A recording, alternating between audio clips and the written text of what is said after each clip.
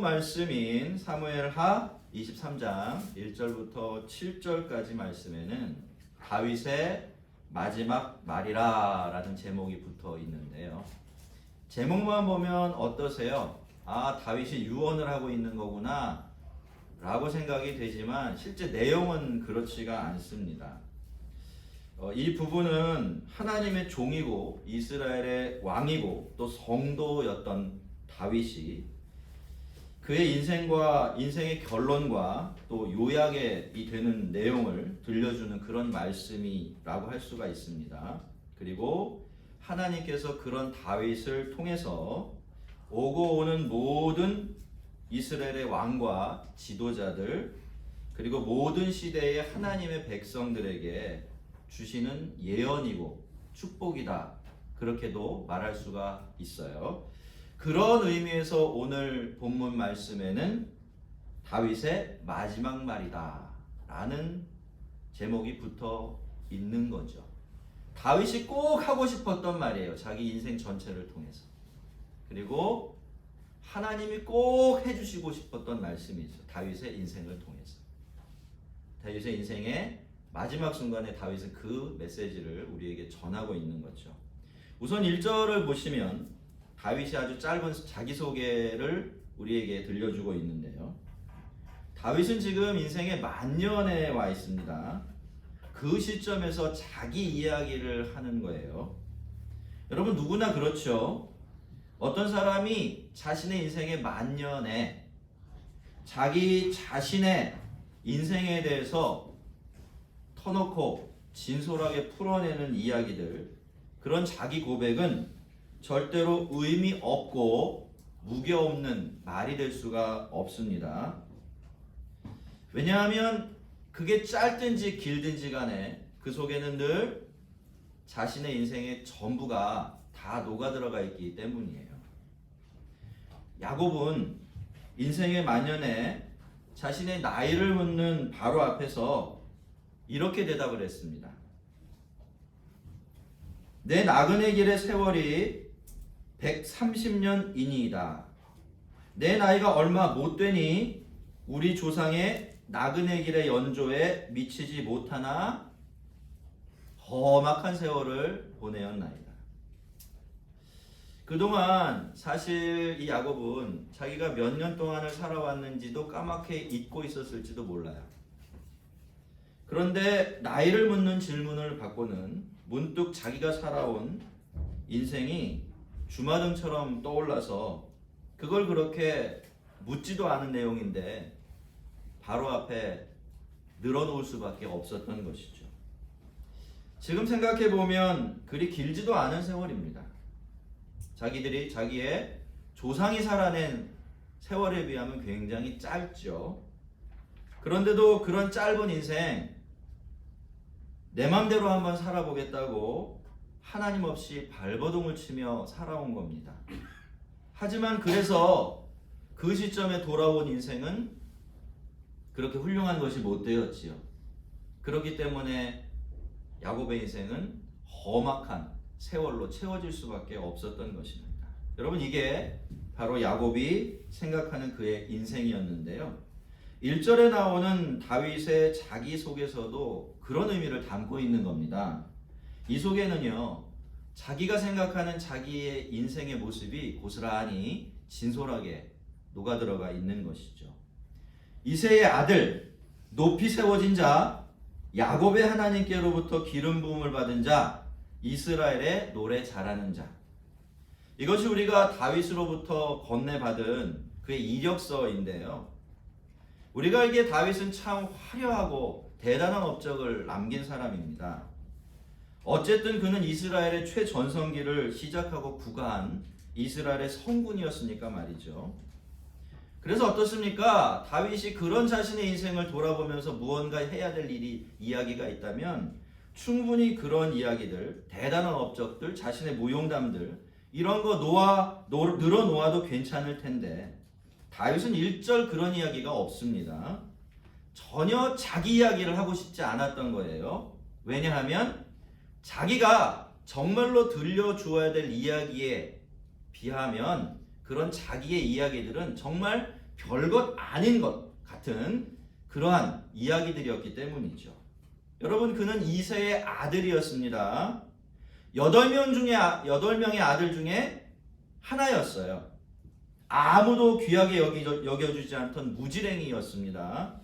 오죽하면 사무엘이 이새더러 당신의 아들 다 불러오라고 말했을 때 다윗만 쏙 빼놓았겠습니까?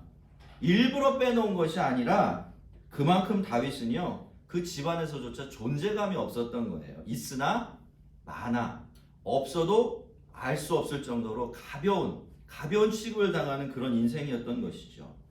그렇지만 여러분, 거기가 바로 다윗의 자리였습니다. 다윗은 늘 거기 있었어요. 그리고 그 자리가 자기 자리인 줄 알고 그렇게 살아가고 있었습니다. 그런데 어떻습니까? 하나님께서 그런 다윗을 높이 세워주셨습니다. 다윗에게 기름을 부어주셔서 이스라엘의 왕으로 만드신 것이죠. 그런데 여러분, 다윗은 그렇게 자기를 높여주신 하나님을 이스라엘의 하나님이라고 말하거나 만군의 여호와 하나님이라는 거창한 이름으로 부르질 않습니다. 그 대신 어떻게 부르죠? 야곱의 하나님이라고 불러요.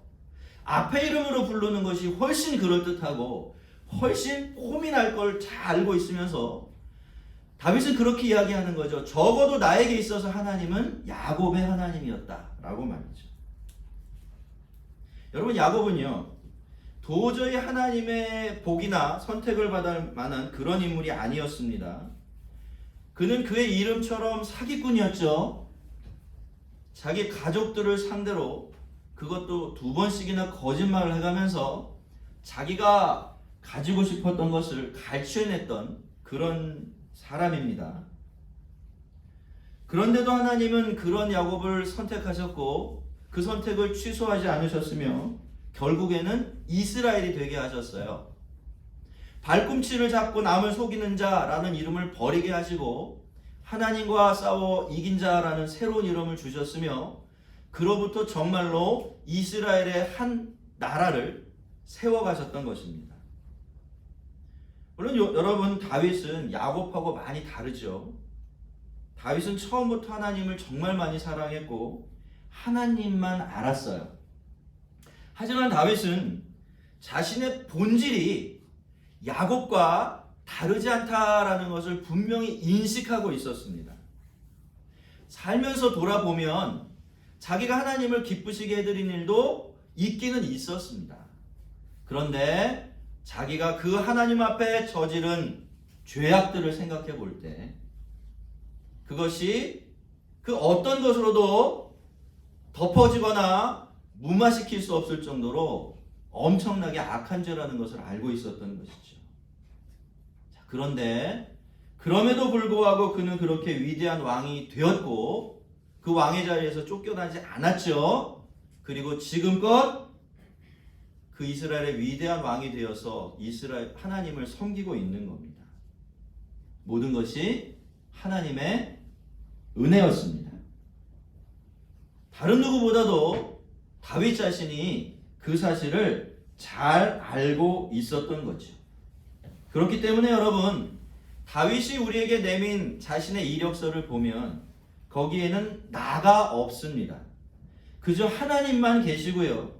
그 하나님께서 자신을 위해서 해주신 일들, 베풀어 주신 은혜들만 기록이 되어 있을 뿐입니다. 그래서 다윗은요, 자기 하나님을 야곱의 하나님이라고 부르고 있죠. 그 하나님이 자기에게 기름을 부어주셨다, 그렇게 고백하고 있는 겁니다.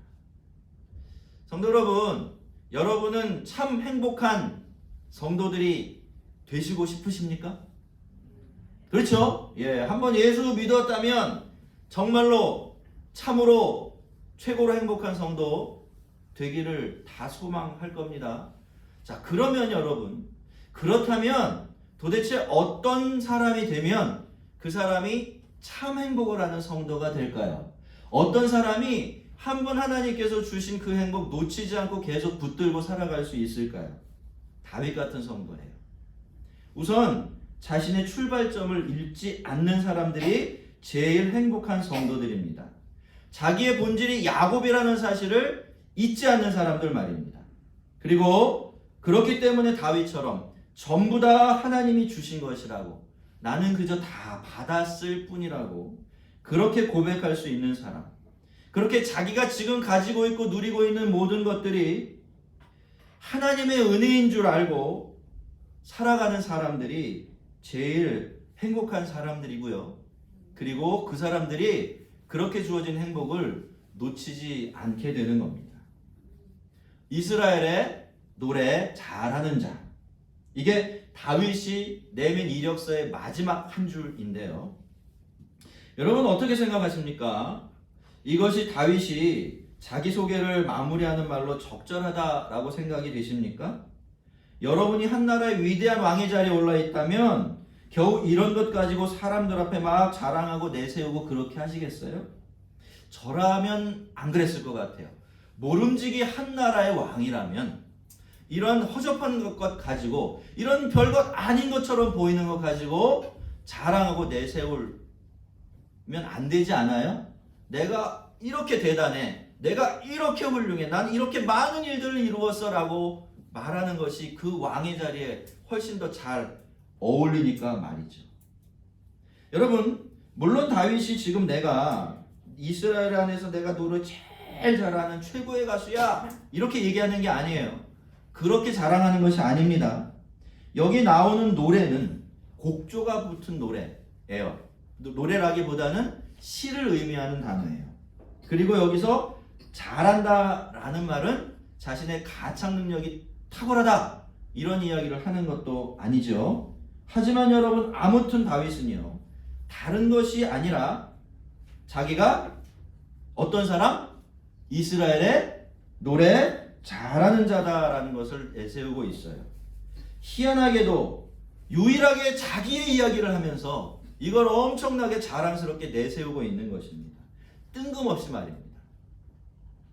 이스라엘의 노래 잘하는 자, 여러분 모두가 다 이렇게 그 개인적인 재능이 똑같다고 가정을 하면 그 사람 중에 누가 제일 노래를 잘하게 될까요? 노래를 많이 해본 사람이 노래를 잘합니다.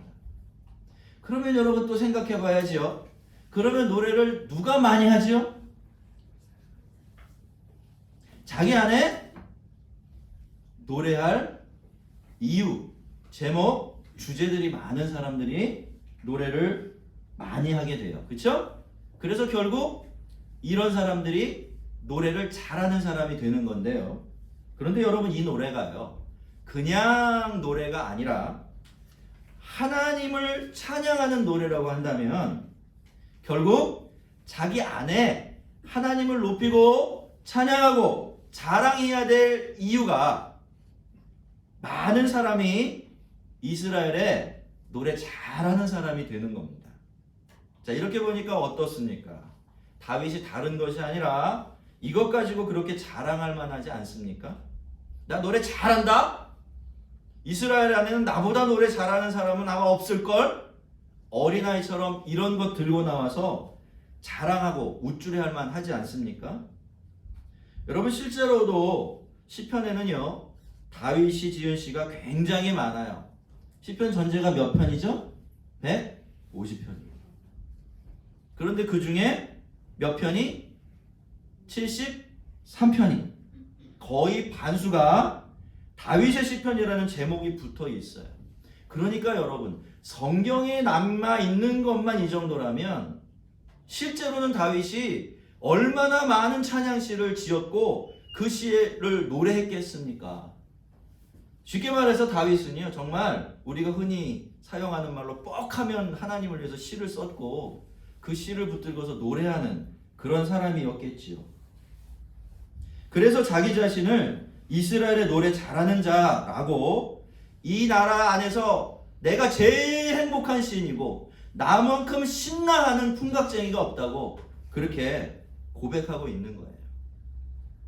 근데 이렇게 다윗의 삶을 좀 풀어가다 보니까요, 이게 용심이 나네요. 용심이 뭔지 아시죠? 부러워서 미치겠는 마음이 그거예요.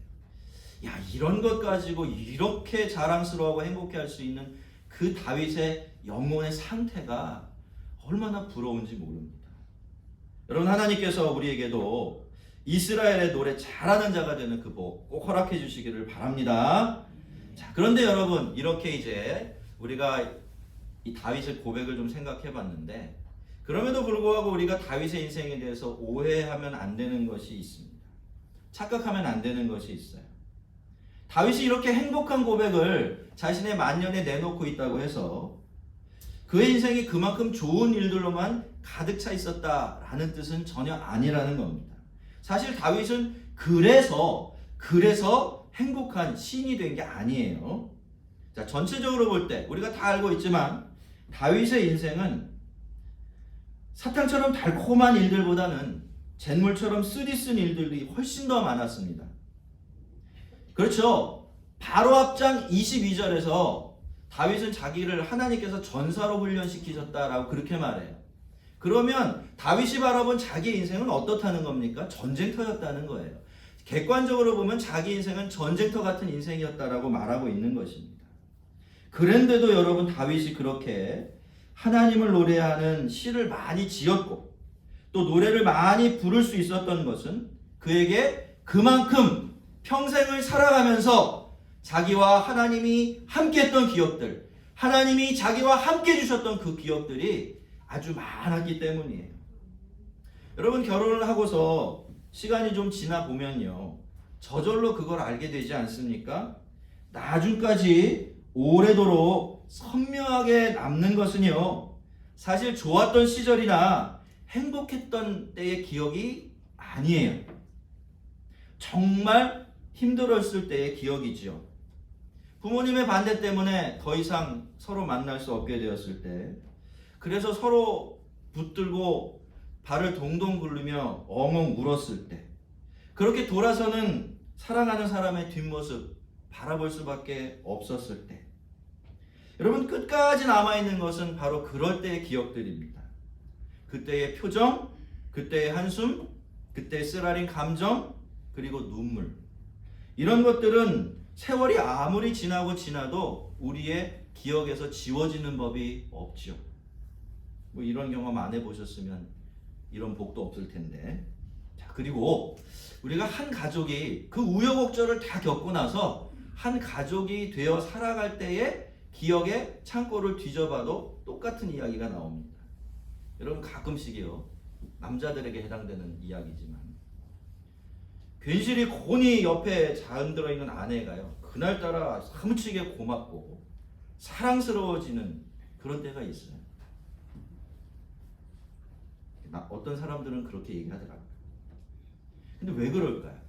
왜 갑자기 옆에서 코 골고 푹푹 소리 내면서 자는 그 흐드러진, 그죠?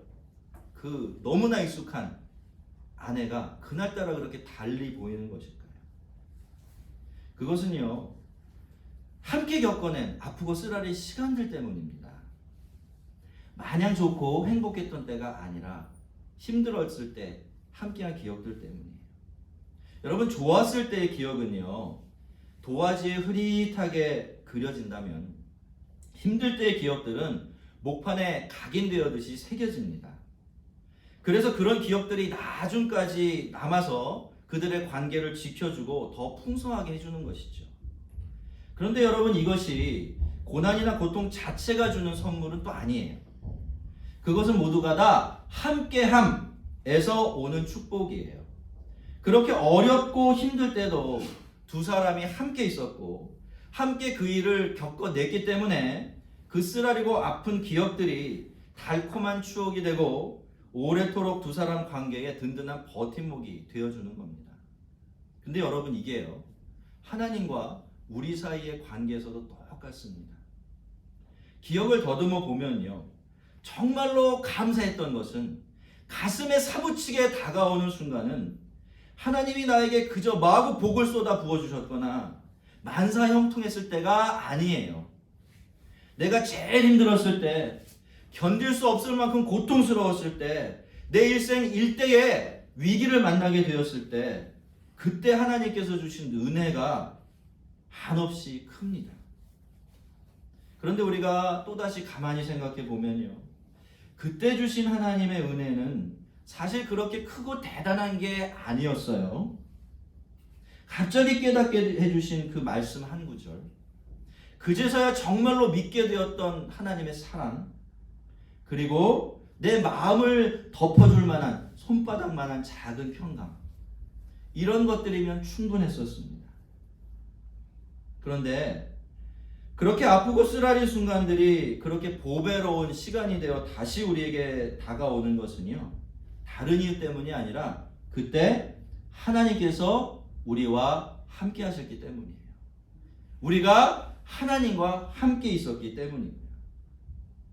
만약에 그 일을 혼자 겪어내고 그 시간을 하나님 없이 보냈다고 한다면 남는 것은 고통스러운 기억밖에 없을 겁니다. 마음에 상처밖에 없을 거예요. 여러분, 고난과 고통은 선한 게 아닙니다. 사랑하고 사모할 만한 그런 것이 전혀 못 돼요.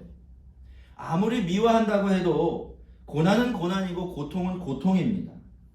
하지만 하나님은요, 그런 것들을 가지고 그런 것들을 다리 삼아서 우리에게 찾아오시고 다가오십니다. 그렇게 우리의 영혼 속에 하나님의 사랑과 은혜를 각인시켜 주시고 언제든지 우리가 다시 그 기억을 끄집어내어서 하나님을 기뻐하며 노래하게 만들어 주십니다. 그래서 힘들고 어려울 때 그걸 가지고 하나님께서 우리에게 다가오실 때는요, 우리도 하나님께 다가가야 합니다. 그리고 자기 자신만 생각하거나 힘든 일들만 생각하느라고 옆에 계신 하나님을 놓치지 말고 그 하나님과 함께 그 시간을 함께 겪어내야 합니다. 그렇게 광야에 있는 것 같은 어둡고 힘든 시간들을 하나님과 함께하는 밀월의 시간들로 바꿔내야 하는 거예요. 하나님께서 그러자고 우리를 광야로 이끌어내시는 거예요. 왜요? 광야에는 뭐가 있습니까? 아무것도 없어요. 그동안 내가 기뻐하던 그 모든 것들도 없고요. 내가 의지하던 모든 것들도 없고요. 내가 붙들고 자랑하던 아무것도 없습니다. 거긴 누구만 있습니까? 하나님만 계세요. 광야는 그래서 중요한 곳이 되는 것입니다. 뭐가 없고 고난의 장소이기 때문이 아니라 그럼에도 불구하고 하나님만이 거기 계시기 때문에. 왜 하나님이 하나님만 계신 곳으로 때로 우리를 불러낼까요? 나와 함께 하자는 겁니다. 나와 이 시간을 함께 보내자는 거예요. 네가 눈에 보기에는 이게 광야지만 이건 너와 나의 밀월이다, 이렇게 말씀하고 계시는 것입니다. 여러분, 이 광야의 세월을 그렇게 보내고 나면요, 나중에는 그것이 우리의 시가 되고 노래가 돼요. 문득문득 꺼내보면서 빙긋이 웃을 수 있는 오래된 사진첩이 되어주고 또 소리 높여 부를 수 있는 우리의 노래의 제목이 되는 겁니다. 성도 여러분, 여러분은 종종 이미 지내온 과거와 그 속에서 하나님께서 여러분에게 베풀어 주셨던 그 수많은 은혜들을 다시 끄집어내 보시고 계십니까? 여러분, 제가 가끔씩 말씀드리는 것이지만요, 성도들에게 있어서 과거라는 시간은요, 그저 한 번 흘러가 버리고 다시는 돌아오지 않은 망각의 시간이 아닙니다. 돌이킬 수 없는 후회의 창고도 아니에요.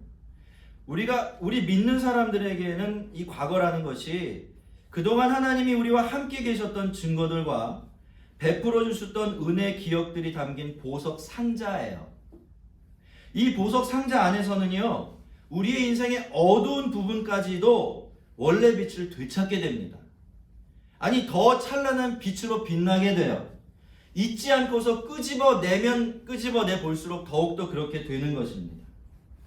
여러분, 다윗은 이새의 아들이었어요. 그는 자기가 원래 그 자리에 있었다는 사실을 한 번도 잊은 적이 없습니다. 늘 기억하고 살았죠. 자기가 거기에 있을 때 하나님의 기름 부음을 받고 그 자리에서 높임을 받았다라는 사실들을 잊지 않았던 겁니다. 하나님이 늘 자기와 함께 해주셨던 순간들을 기억하고 또 기억했던 것이죠. 그래서 다윗이 시인이 된 겁니다. 이스라엘의 노래 잘하는 자가 될 수 있었던 거죠. 여러분, 우리는 일주일 동안 우리가 세상이라고 부르는 곳에서 살아갑니다. 그러다가 주일에는 이렇게 교회에 와서 모두가 다 함께 예배를 드리게 되죠. 그래서 여러분, 이 예배는요, 우리가 미처 잘 알지 못하는 아주 중요한 의미 한 가지가 있습니다. 그리고 이 예배를 그렇게 드리고 사용하게 될 때 예배는 정말 우리의 삶을 변화시키는 능력이 될 수가 있어요. 여러분, 예배는 뭡니까? 예배는 매듭을 짓는 거예요. 한번 따라해 보겠습니다. 예배는 매듭을 짓는 것이다. 이 예배가요, 그냥 속절없이 계속 흘러가기만 하는 우리의 인생이라는 시간에 하나하나의 매듭을 더해 줄 때 우리가 지내온 시간들은 각각의 특별한 은혜와 의미를 담고서 우리 안에 차곡차곡 쌓여가게 되는 것입니다. 여러분, 예배는 기억하는 시간이고요, 다시 끄집어내는 자리예요. 다시 한번 하나님께서 나와 함께 해주신 시간들에 대한 기억을 들춰내어서 감사하고 기뻐하면서 하나님을 노래하게 되어지는 우리 삶의 지성소인 것입니다. 여러분, 예배를 통해서 그렇게 한 주간의 매듭 잘 지어내고 계십니까? 지금 여러분 그렇게 예배를 드리고 계세요?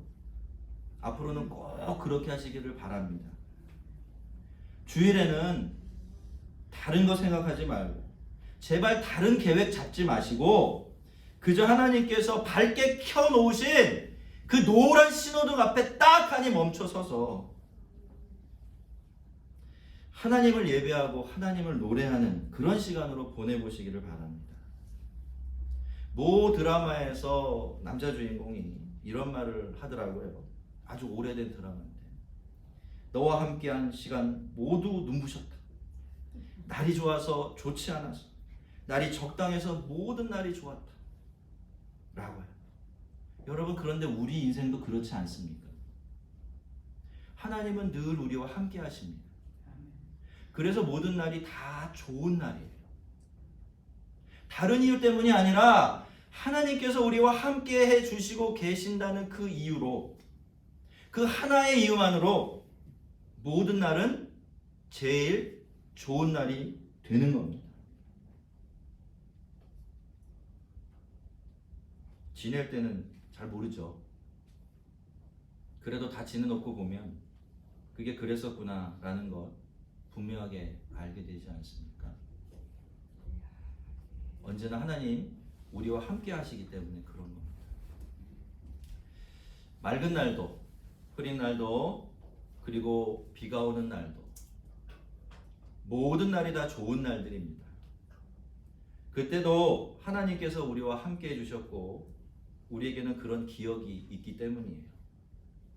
언제나 우리의 마음에는 하나님께서 우리와 함께 해주셨던 은혜 기억들이 있고 우리의 입술에는 하나님을 노래하는 시와 노래가 끊이지 않아서 우리로 하여금 이스라엘의 노래 잘하는 자로 사는 행복을 누리게 하시기를 주의 이름으로 축원합니다. 우리 같이 한번 기도하겠습니다.